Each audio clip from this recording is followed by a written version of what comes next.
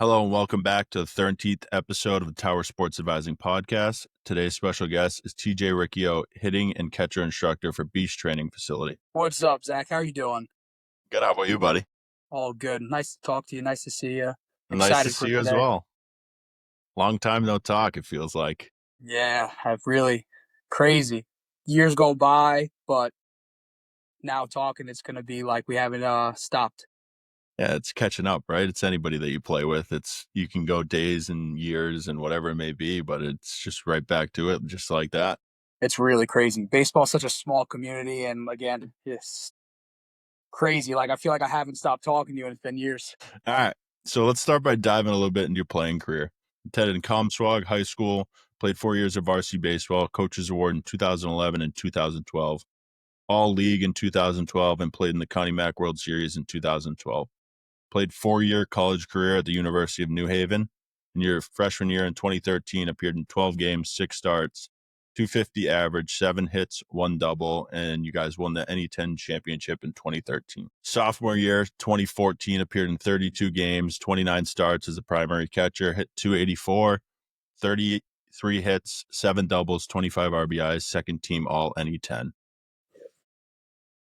Junior year in 2015, appeared and started in all 32 games, 304 average, 38 hits, 10 doubles, 1 triple, 1 home run, 19 RBIs. All conference, all East region selection, and 1 Northeast hitter of the week.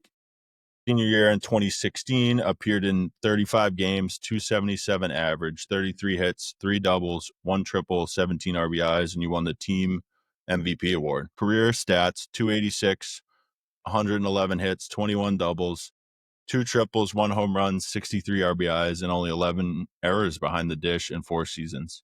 Played 2 summer seasons in the Futures Collegiate Baseball League for the Worcester Bravehearts, winning 2 FCBL championships in 2014 and 2015, FCBL All-Star, and the Adam Keenan Award winner. Wow, it's a lot. Yeah, good times that you're bringing up, and you know, what a process and so much fun throughout those years playing baseball at a high level with some high talented players, including yourself. In our my second year in Worcester, but really just a great experience. What the game did for me, so couldn't be more grateful for that. Yeah, good year in Worcester that year. Yeah, second ring is always a beautiful thing, right? I don't even know where it is anymore. I have mine on the nightstand right next to me. I That's got both awesome. of them. Yeah. All right.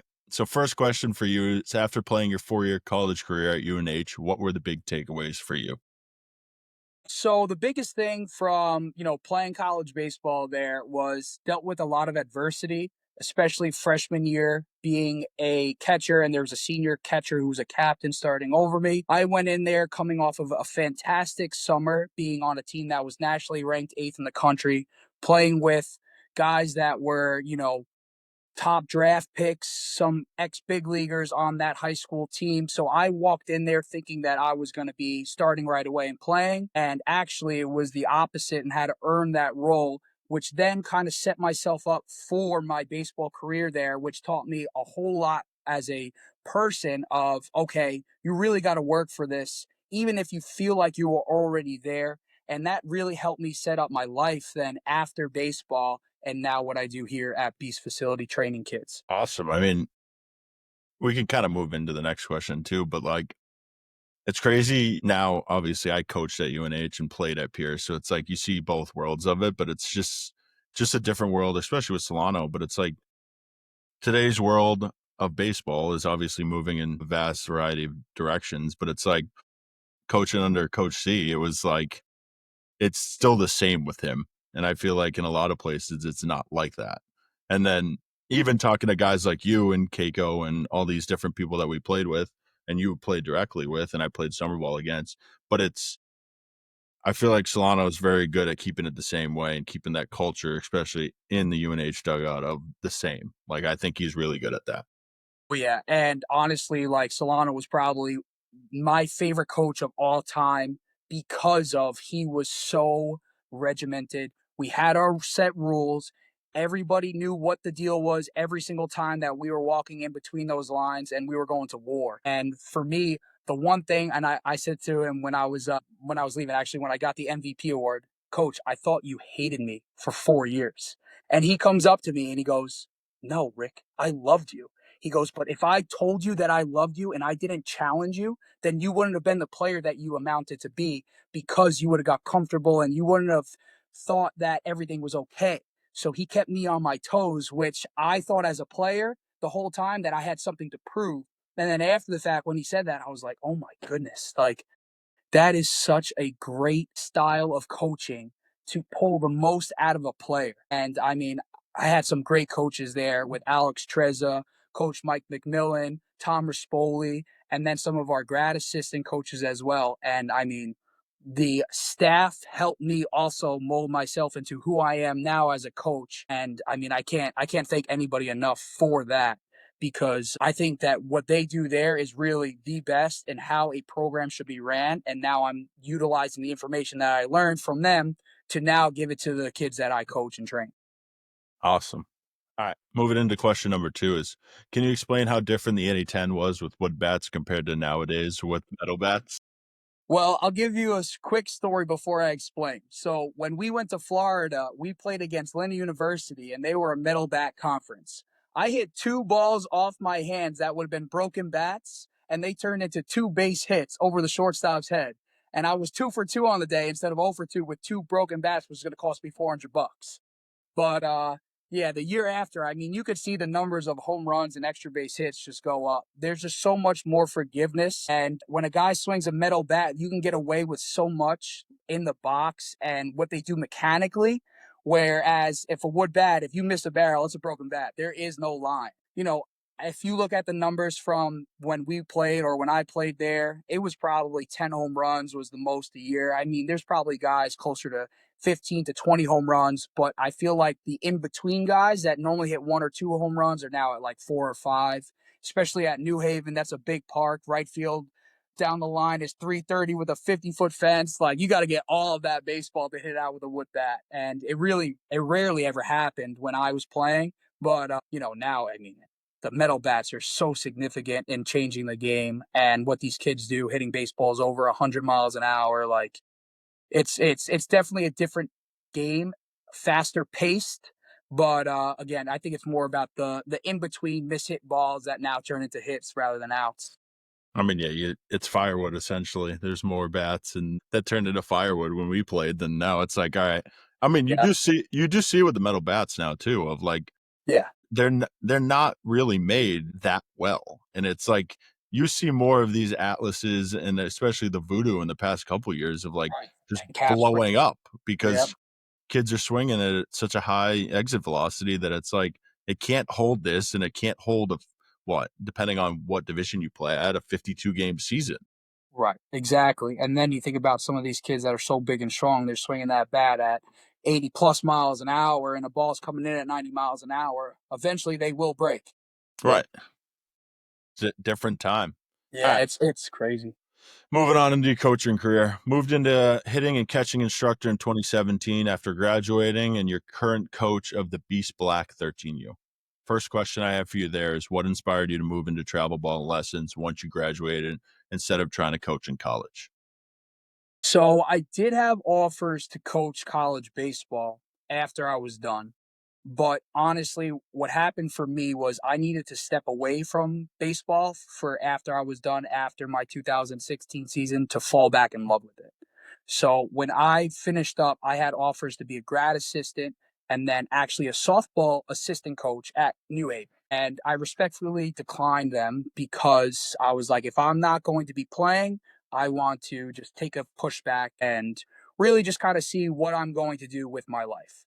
Then one day I was with my cousin, we're talking, hanging out, and he goes, "Hey, you want to go hit and like throw BP to me?" And I went to a facility that I used to train at as a kid and just throwing, just kind of giving him a lesson. And I got offered a job on the spot. And that's really where it started to take off. And that's when I fell in love with baseball and really falling in love with giving my information and allowing kids to learn from me and learn from what I did as a player and learn from my mistakes in order to help them now go through their playing careers and really just help them a part of their journey. So the love for the game is now at all-time highs, but in a different way that I'm not playing. And I think that the college level for me could be something down the road, but realistically, I am so happy where I'm at that I don't foresee that being something that really happens. I mean, I think the big point you made there is like you got to step away from it, but it's like I forget who I was talking to on a podcast before, but it's you never know what your life is like without it.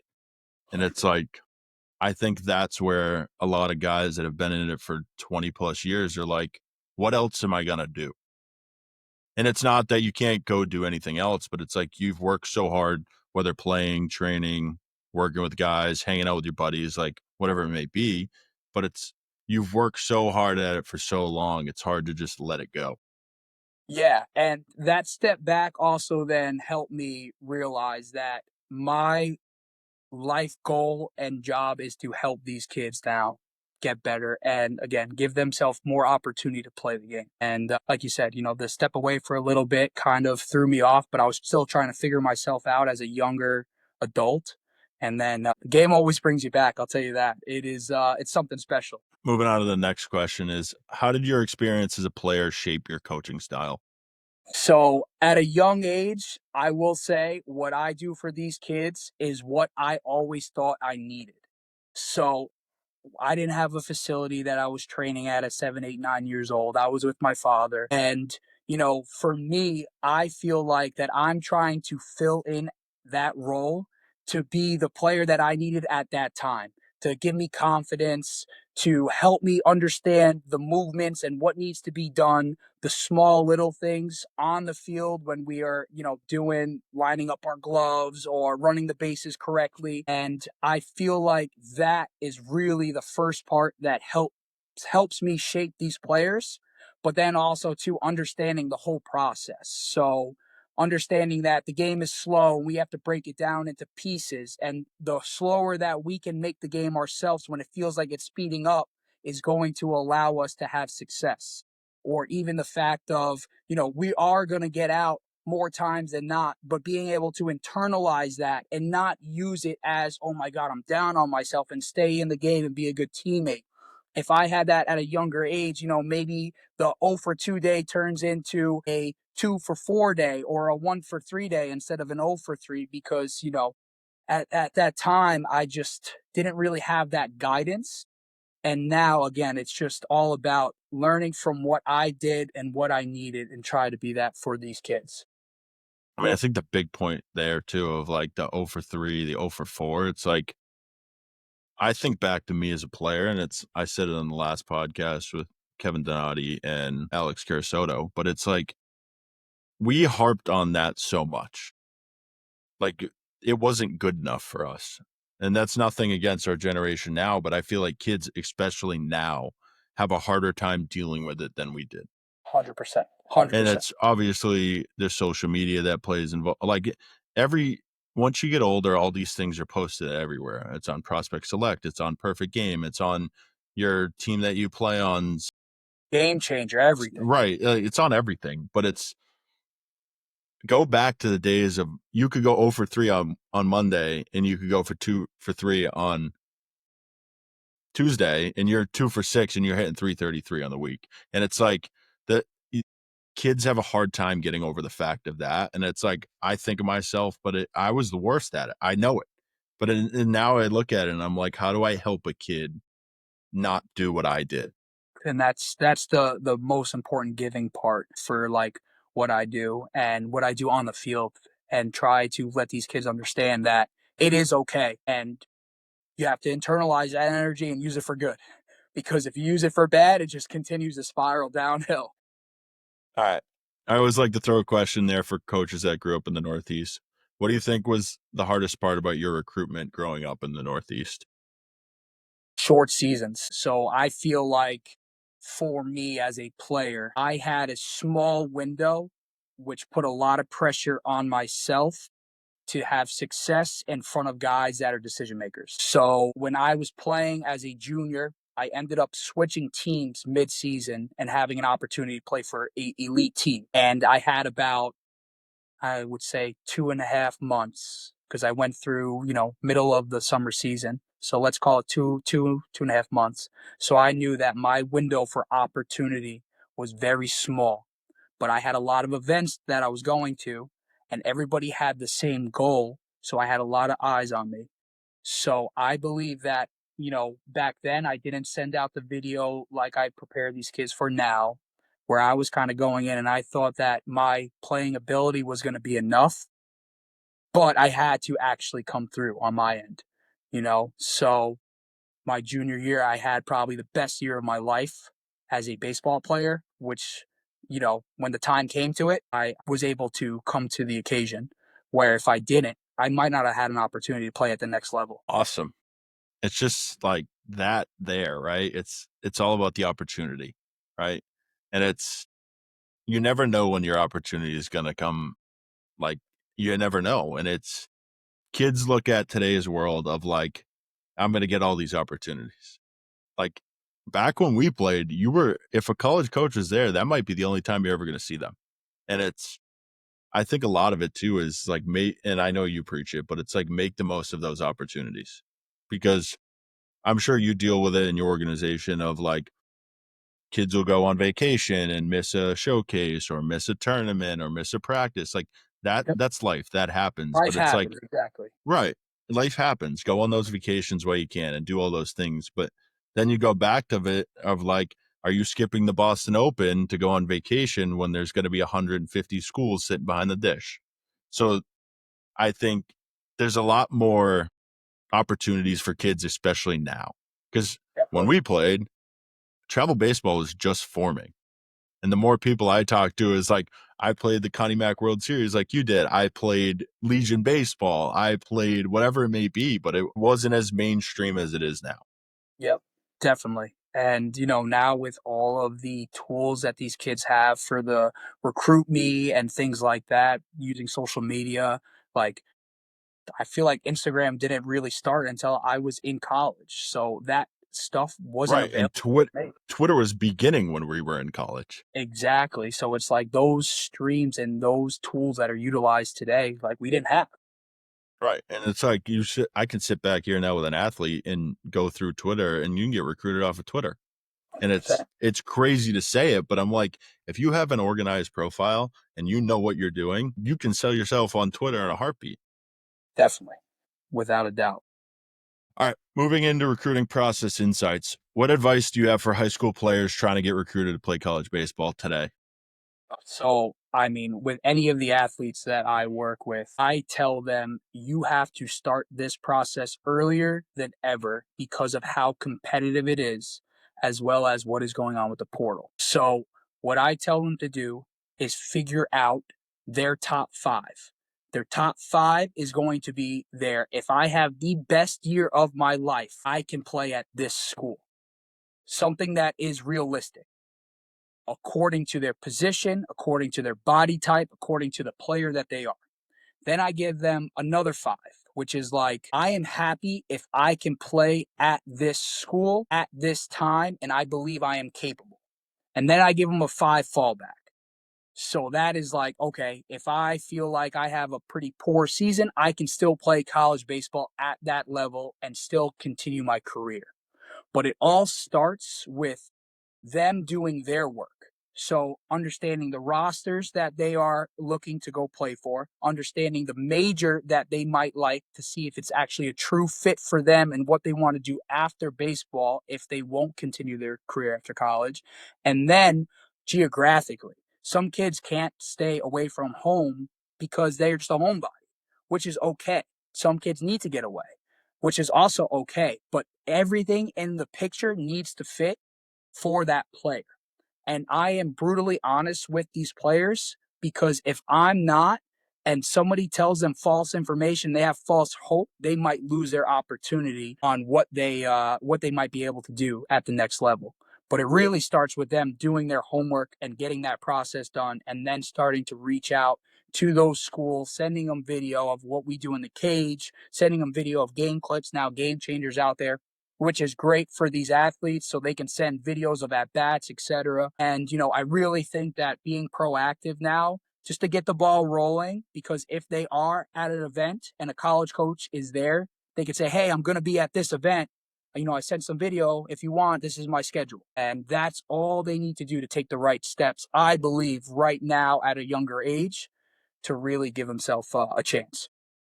I think there, right? And I tell all the guys I work with of you have Twitter for a reason, right? There's no need to go blow up a coach's phone. There's no need to go blow up their email that they're probably not looking at anyway.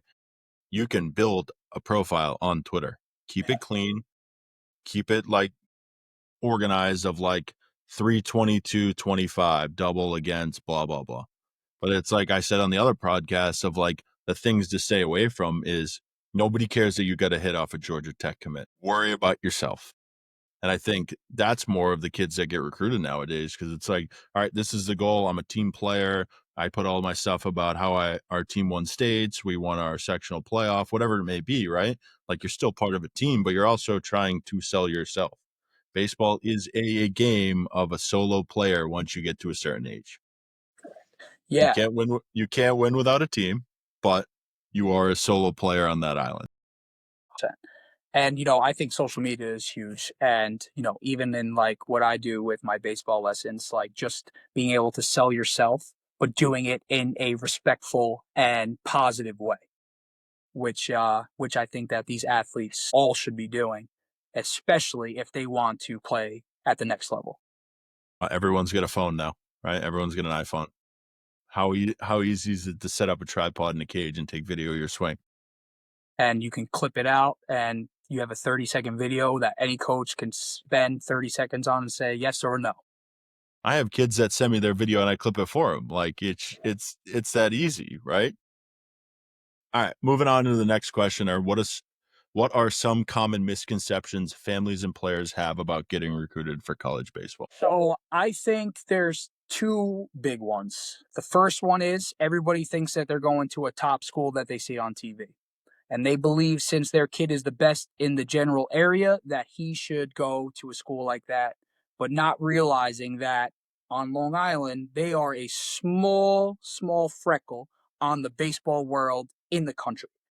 So they're going to be competing against more kids than just Long Island. So maybe he is the best on Long Island, but doesn't necessarily mean he needs to go to a top school in the country for college. The other thing is that everything needs to be a perfect fit.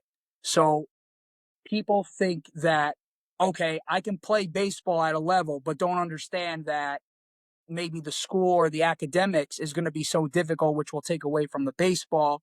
Or maybe there's not a right major for a player, which is now going to work against what they want to do after baseball. And then they realize that I can't last at this program and I have to now transfer. So I think those two things, where it comes to the sense of who they are and self identifying, as well as making sure it's a right fit in comparison to the overall picture of what they are looking for in college. Because if I have a guy and he's very talented and I send him to a Division I school and he lasts one semester, I didn't do my job correctly, because that means that it wasn't the right fit for him. And now he might not have a chance moving forward. I mean, there, right? Though, especially what you just said about the end of the Division I guy, right? Like, there are some kids that are talent wise ready to play there, right? But they're not mature. They 100%. have never been on their own. Like, there are reasons you are sent there to start with, and you end up at a D2 or a D3 or even a JUCO, and there's nothing wrong with that. But it's kids are sold on this. I have to go Division I, right? Why? They think that they have to because of what it is. And you're right. It's There's a good baseball, and we live in the Northeast, so there's the better of the Division III schools in the Northeast. There's one every 20 miles. 100%, but it's Division III and not Division I. Yeah, but with that And that's with the that parent thing. port with the Division I roster cuts December 1st and those 1,500 kids in the portal, it's going to be already hard enough as it is right now. Now you're throwing 1,500 kids at the end of the fall in the portal. What are you going to do? That's right. But as a parent, they see Division III and they say, "Oh my God, my kid's better than that," or "My kid's not a Division III baseball player," when they don't realize how good and how competitive it is, even at any level at college. if you get the opportunity to play at the next level, doesn't matter. You're going to see guys that are 90 miles an hour on the mound. You're going to see guys that are hitting baseballs 400 feet. It's just about, what works for you and what is the fit for you. I mean, the way I look at it too is kids nowadays are going to have those hard hitting questions of, do I want to play D3 baseball or do I not want to play at all? Correct. And for us as coaches, like, I'm the first one to say it all the time. I'm okay with you not playing college baseball, but like, you got to go do something with your life because baseball shaped you into the person you are now. But like, you got to keep moving forward with it. Definitely. And, I think going off that for these kids, that hard conversation happens earlier and earlier. And the kids that understand it are the ones that buy in even more. The kids that try to fight you on it are the ones that get left behind. For sure. All right. Next question is, what is something you think college coaches typically look for in a player beyond just talent?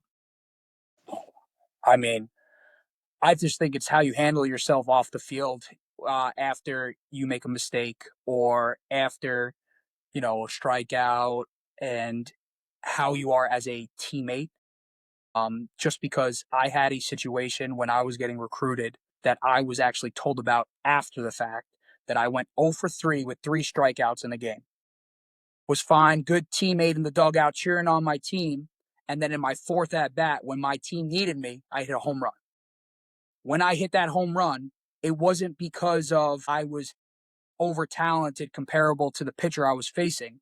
It was because I didn't put myself out of the game by going 0 for 3. And instead of being down on myself, I was still locked in. I was still trying to compete. Where I've also heard stories of a kid strikes out, and instead of him standing on the fence and cheering on his teammates, now he puts his head down, sits on the bench, doesn't talk, which as a coach, that means that he's not a team player and he's not a person that's going to go to war for you. So the way that somebody handles the adversity, I think, is number one and the hardest thing too. The kids, like we were talking earlier, they don't know how to be able to handle themselves, but that could be the difference because there's a lot of talented baseball players out there, but not of them have that character, and not all of them are capable of holding themselves accountable when they do make a mistake and understanding that it's okay. I think a big point, and I said it on another podcast, is we are also seeing seniors at 16, 17, and 18 years old now. I feel like when we were growing up, it was 17 and 18, and most of those 17s were on the older side. So Yep, it's like we expect so much more from these kids at an earlier age, but at the same grade level. that's true. Yeah, So you're throwing three different ages into one age group really for a grad level, but it's those kids that we hope those kids that are 16, 17 when they graduate are in the same experience level and their heads in the same space as that 18-year-old. Because those kids at the earlier age, one, again, I don't love PG years. I think they're mostly for kids that are essentially getting hurt, especially in our area of like, all right, I have no offers right now where I'm going to do a PG year and I want to continue to play baseball, right? And there are those kids that are 16 years old as a senior and hey, you can't go to college yet. You're going to graduate at 20 years old. So I think a lot of it is that adversity part of like, what am I going to do with these? And it goes back to that opportunity. What am I going to do with it?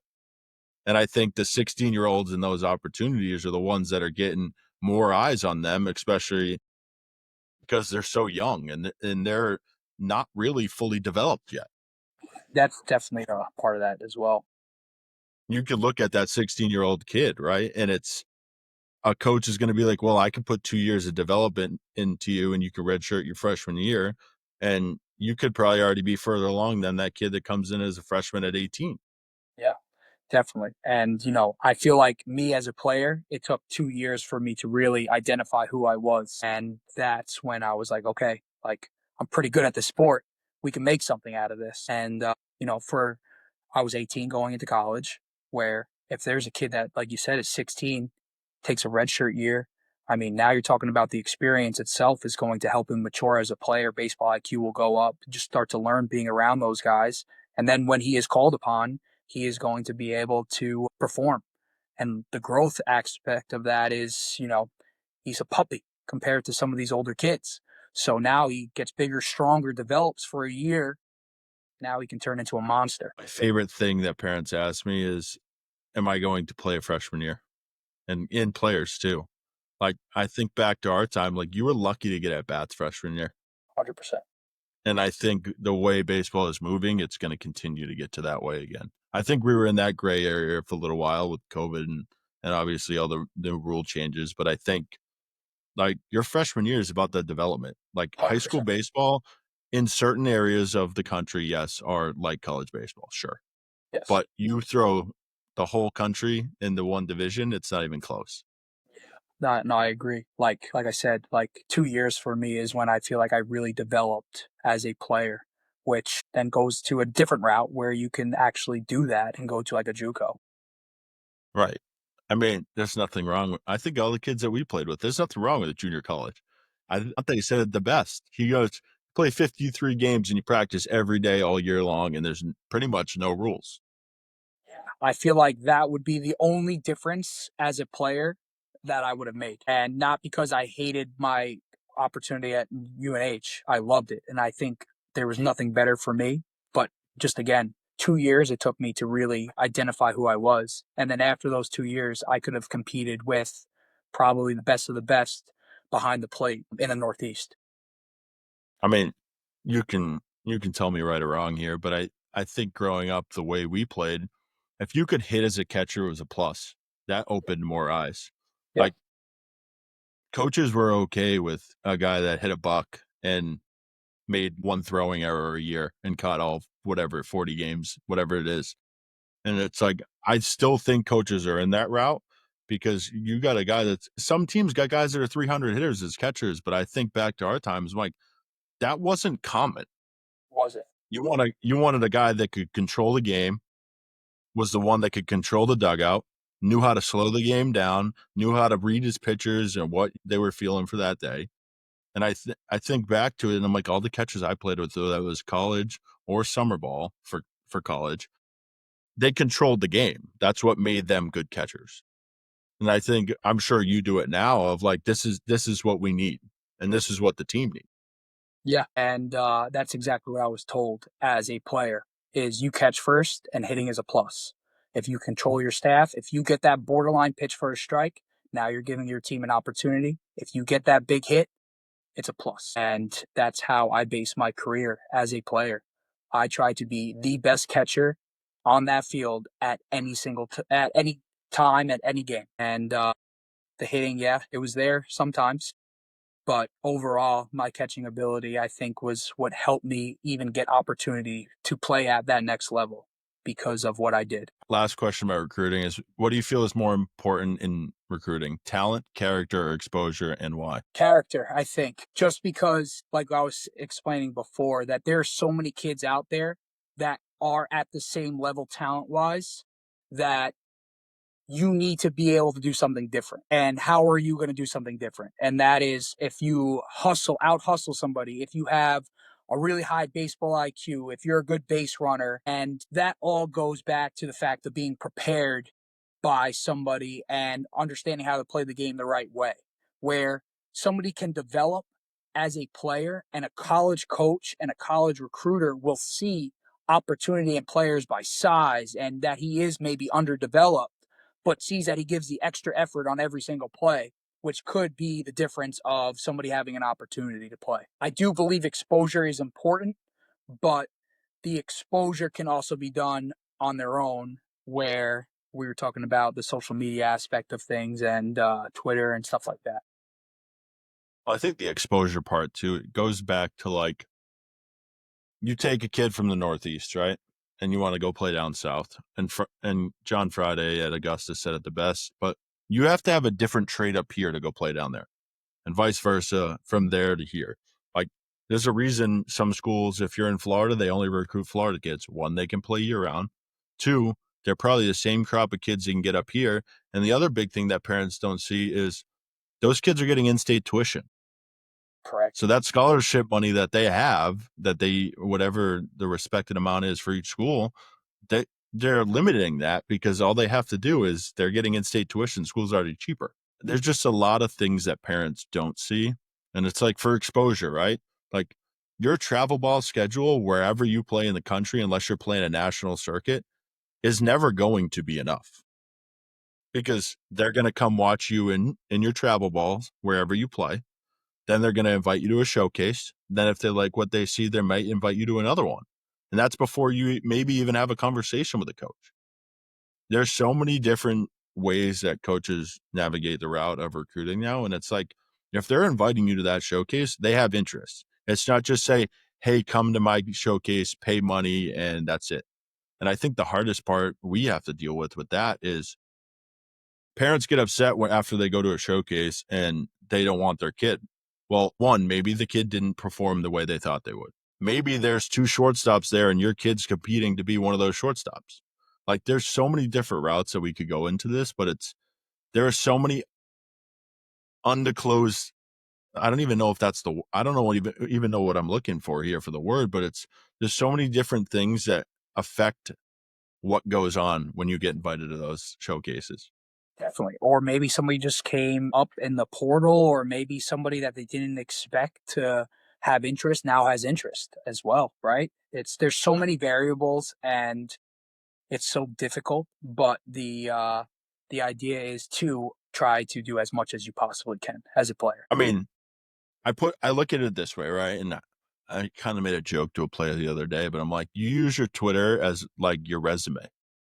Yeah. Like if you're trying to get hired for the job, what are you going to do differently to get that job?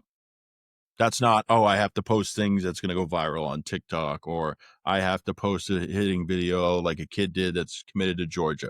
Like be yourself and show what you're good at. And I think that's what separates a lot of these kids in the recruiting thing. It's like, don't go backhanding balls in the hole at short and trying to let it eat when you're throwing 79 miles an hour. Don't try to Play to your right, strength. right. Don't try to leave the yard if you're 5'10", 160. If you can leave the yard at 5'10", 160, go ahead. But if you're a backside doubles guy and you can run and you run a 6'8" or 6'7", show that. Yeah, and that's the identity aspect of things.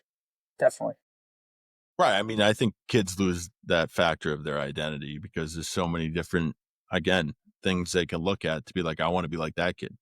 No, you're your own self. Be yourself. All right, moving on into player development.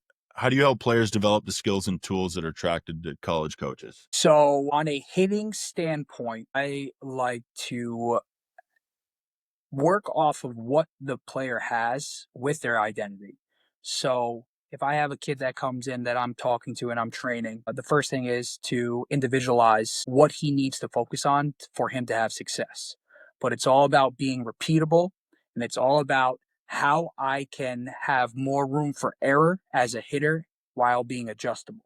I think that pitching is so good nowadays that these kids that are hitters in the Northeast have a disadvantage because they don't see live until later on, where pitchers are throwing all winter, where they have to give themselves that room for error.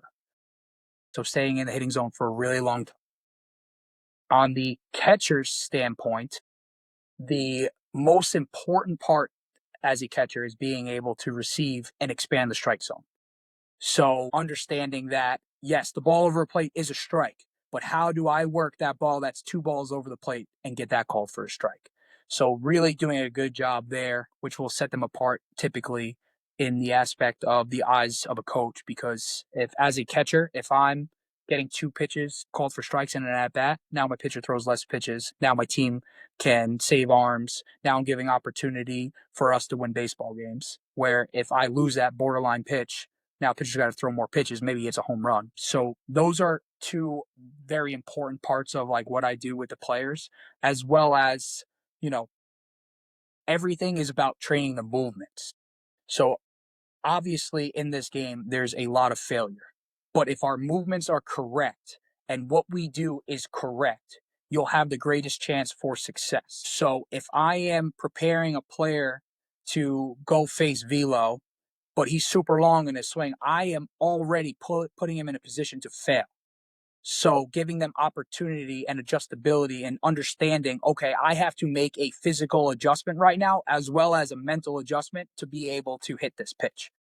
So I think the preparation and the falling in love with the process of the boring stuff is what helps these players now move forward in their playing careers so they can go out and compete. Agreed. I mean, that's it, right? Like you're training all year round for us, essentially in New England, right? And most of it indoors, if we're being honest, with the rain and snow and whatever Mother Nature throws at us. But it's the kids that get noticed are the kids that can translate their craft in a cage to live at bats. 100%. Or pitchers with their throwing program, their weighted balls, their bullpens, whatever. Right, all that stuff. If you can translate it from that to the mound, you play. I think that's the biggest message that we've kind of had a misunderstanding of as parents, players, and coaches of like, you can be the best player inside, but that doesn't mean you're going to play outside. You don't want to be a You can do five as many o'clock hitter. lessons as right. You can do as many lessons as you want. You can do as many clinics as you want. You can do as many showcases as you want. But if you can't do it when it's time, you are not going to play. The question is, what's the balance between skill development and exposure when it comes to preparing for college baseball?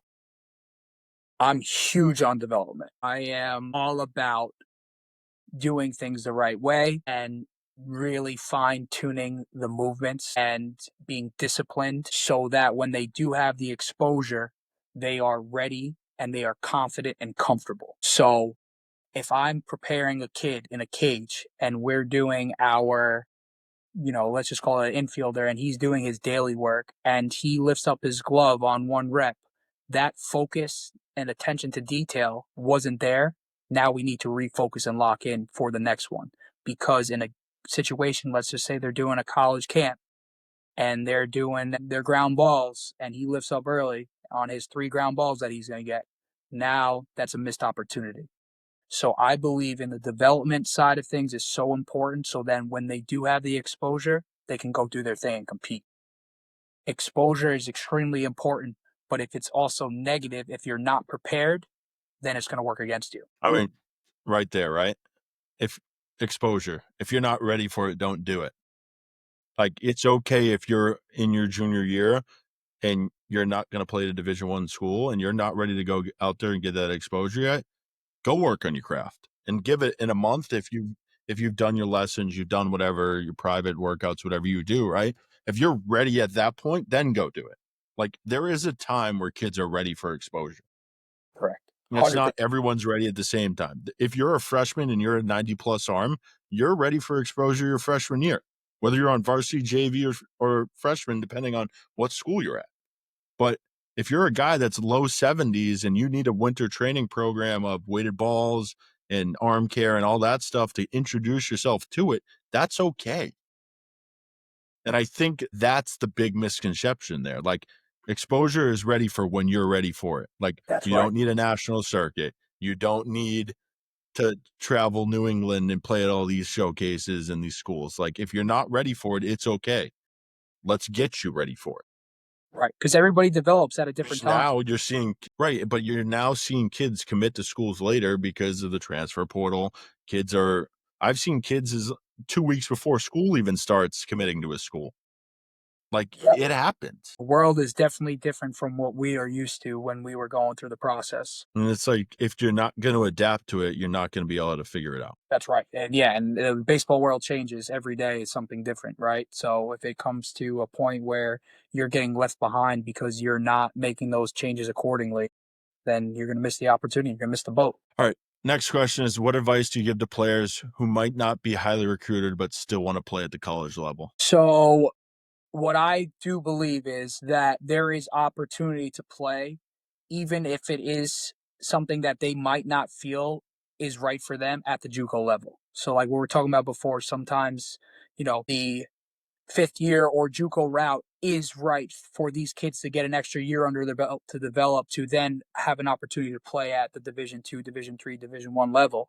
But the kids don't necessarily buy into that. And I feel like it's also more the parents because the parents see it as I'm paying all this money for you to play travel ball to go to a college and they don't believe that junior college is the right direction for their kid. I mean, this year and moving forward, you might see more and more kids go the JUCO route, which could be the best opportunity for them, especially to play right away. So, it's definitely going to be a little bit interesting this fall and what happens after the roster cuts and all these moves with the portal. All right. Next question is, what do you think young players today often misunderstood about the game or the process of development? So I feel like the social media aspect of things, and they are so used to seeing kids post their success and see all these kids playing and having success that they believe that they're going to go jump into it instead of falling in love with the process and doing the slow stuff and the boring stuff and really, creating their identity. And they're just looking for the end result. And they don't realize that it might take a long road to get to that end result. But the work that is done when nobody's looking is what is most important. Like there, like the end result, right? Like everyone's end result is what? To play in college, go to a school that has your major, probably fits the geographical location of what you're doing. But it's like these 4 years of high school, like it starts so much earlier than when we started, right? Like when we started, it was like, all right, freshman year, you want to make varsity. Like that's everybody's goal, right? Yep. Sophomore year, you expect to be on varsity. And then if you're not on varsity by junior year, most of those kids that we probably played with aren't playing college baseball.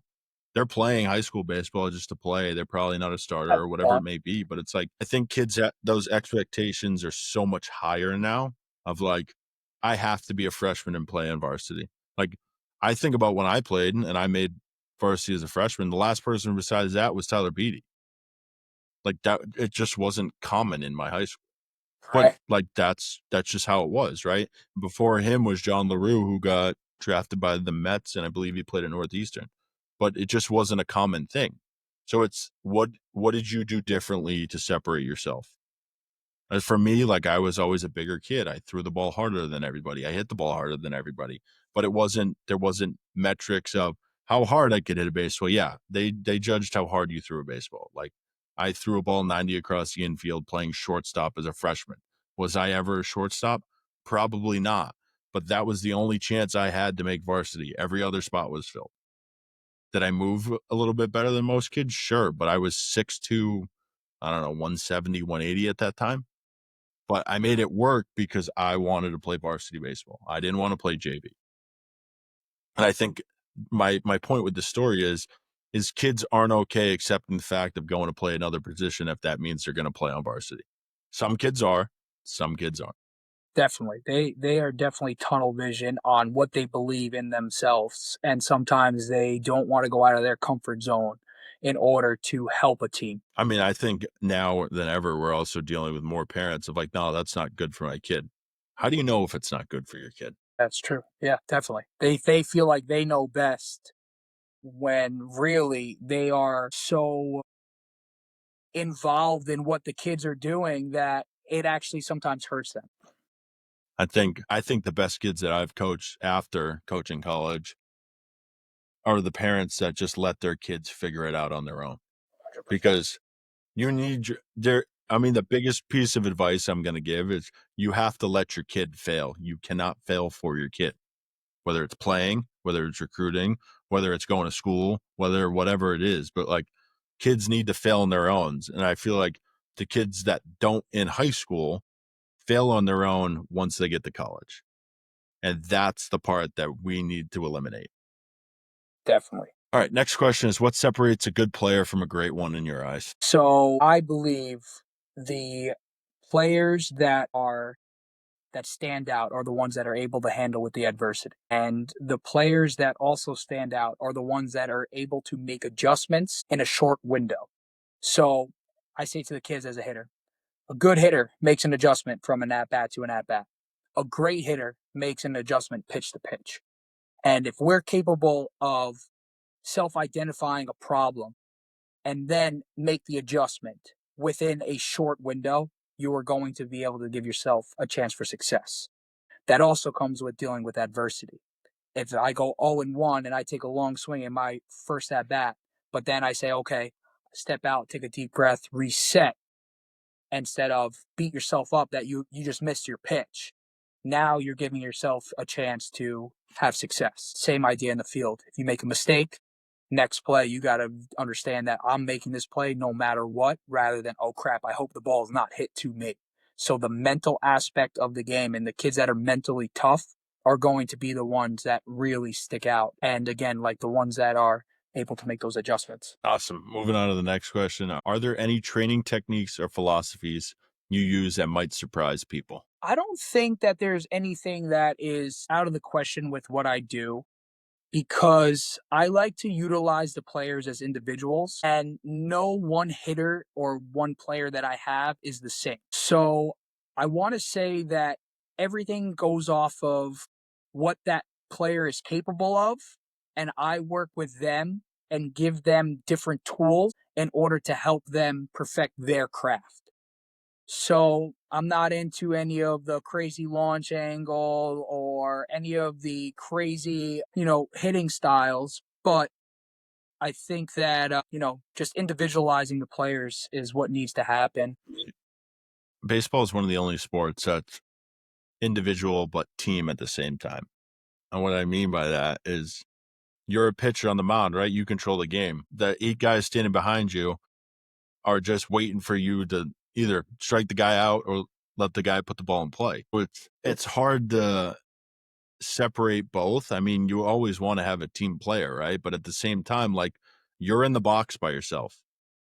Pitcher's on the mound by himself. Like, it's really 1v1 until you put the ball in play, which is crazy as that sounds. That's how it works. And it's, what are you going to do? Again, like you said, what are you going to do with those opportunities? Are you going to do something with them? Or are you going to be the guy that goes 0 for 10 and sulks and ends up getting benched? And then the next time they get an opportunity, don't do anything with it. That's right. Like, you're going to keep getting opportunities, and it's all depending on what you do with them. Moving on into evaluating college programs. What are some red flags you tell your players to look out for when speaking with college coaches or visiting campuses? So I would just base it off of what they are as a player. For instance, if they are a catcher and there's 4 catchers on the roster, or the roster size is really a larger roster size, and, telling them that, okay, maybe that school is what you really want to go to, but at that point in time, it is not the right fit because you might be sitting for 2, 3 years before you actually have consistent play time. So I believe that that is what a player needs to do on their own in their homework. But definitely, one thing there is, the roster or the players in their specific position and the amount of them they have, as well as a college coach saying to you that you're going to play right away, no matter what. Because at any given time, there could be somebody that shows up and now puts in the extra work and he's a monster. So those two things I think are red flags. One is on the homework side, and then one is on the actual what coaches say. Because sometimes coaches like to promise things just to get a guy that they feel like they might miss out. Yeah, I mean, I think we're moving away from just getting a guy that they're going to miss out on, though. Like, with the roster cuts at D1, right? And it's now going to give those 5 to 8-ish guys on each roster a chance to go get on the field somewhere else. So I Correct. think coaches are either going to be on one side of, I'm okay with losing out on the guy, and I can go get a guy in the portal, or I'm still going to take that chance on that 4-year high school kid that and maybe needs that development.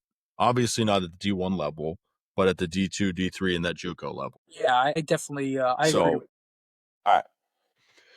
Moving on to, do you have any success stories that stand out, players who really maximize the process? Yeah, so actually, one of the earlier players that I had when I started lessons was an undersized player, but did a lot on his own and did a lot of the social media aspect to the college recruiting, as well as trying to update coaches with video and his schedules, and really just being proactive on his end, which allowed him to have opportunity to then play at the next level. And since he was a little undersized, coaches were overlooking him, but he was very talented, and now is playing Division II baseball as a starter, as a sophomore, going into his junior year playing in the Hamptons League. Like, making a name for himself where if he wasn't so proactive, he wouldn't have had the chance. Like there would be no doubt just because of his size.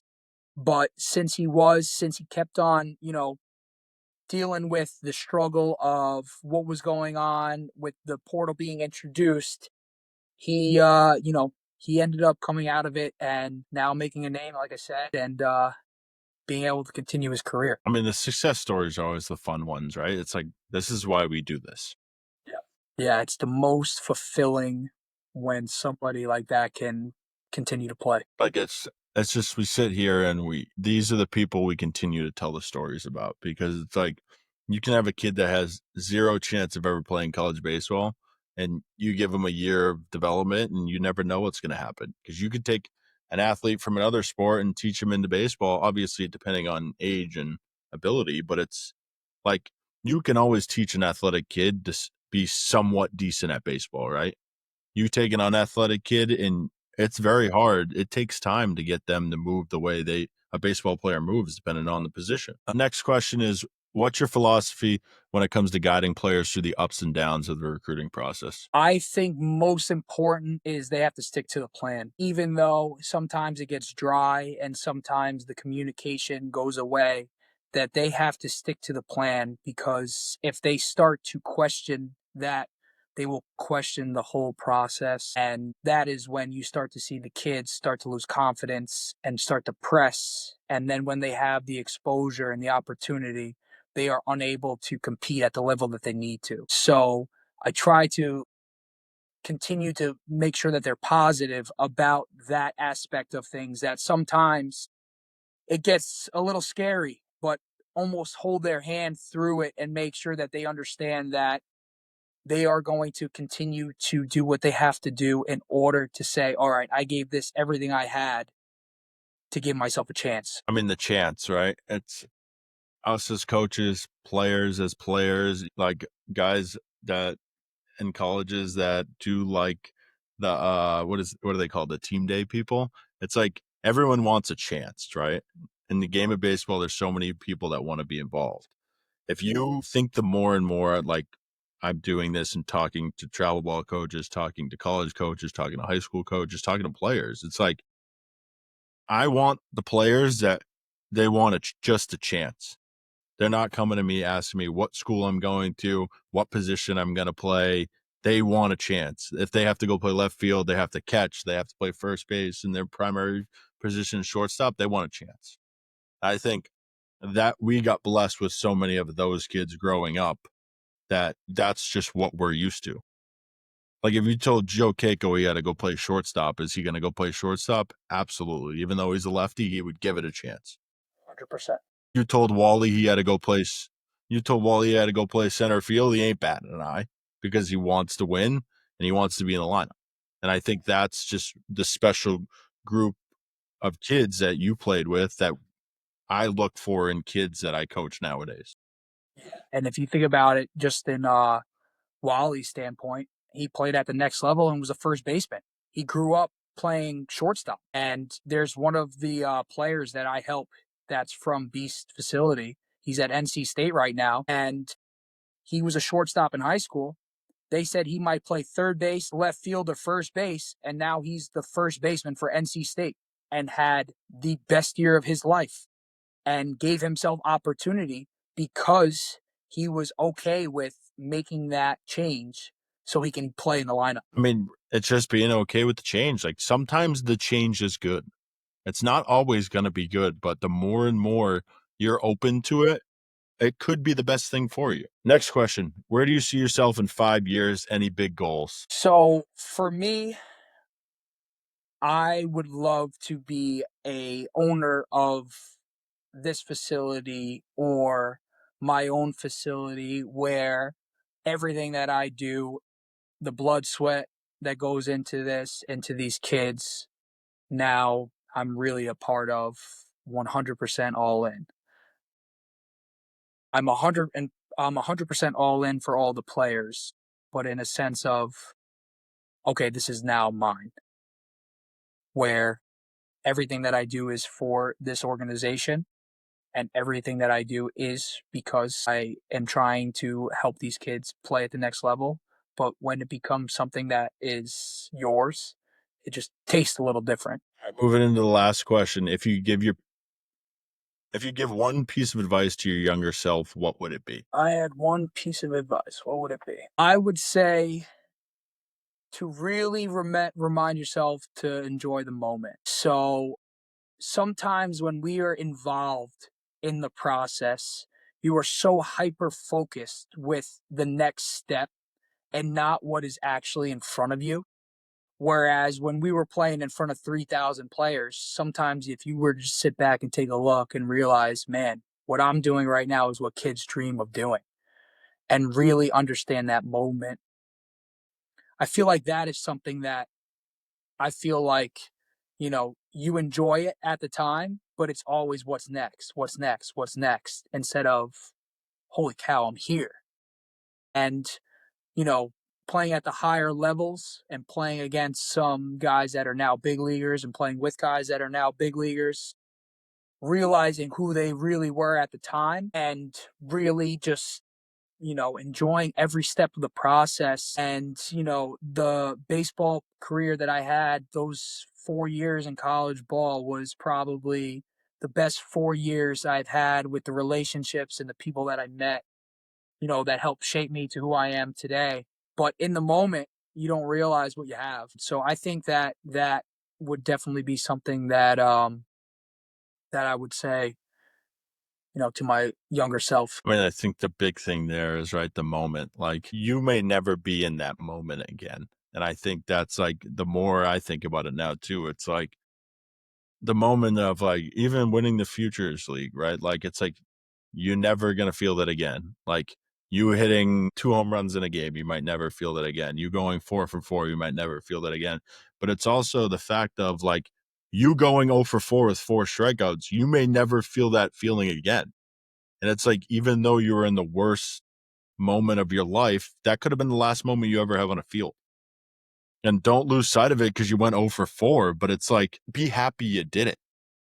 And I think that's the focus where a lot of kids now is like, just be happy that you're playing the game that you love. For sure. And, the idea of you never know when it's that last time that you walk on that field is something that these kids don't understand, especially at a younger age, but they don't realize that one situation can change their life forever, good or bad. All right, TJ, I want to thank you for joining today's podcast, and I wish you and all the Beast athletes the best of luck in the future. Oh, it's a pleasure. I appreciate being out here. It's great to chop it up with you today. And I look forward to seeing all the stuff that you put out. I feel like this is great for the younger generation of baseball players to learn from, especially with the people that you talk to and speak with. It's a lot of information from a lot of high level coaches and players. So, I mean, what you do is great, and excited to talk soon. It was good. It was a good day today. Thanks, Tower. Appreciate everything. Thanks.